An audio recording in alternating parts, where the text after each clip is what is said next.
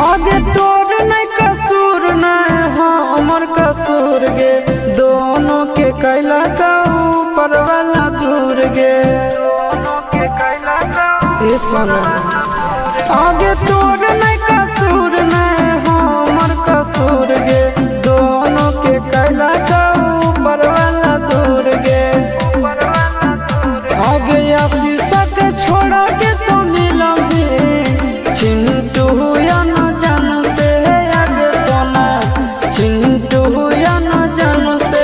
जोड़ी है बनावल भगवान के, दोस्त न है इंसान के, आगे सोना दोस्त न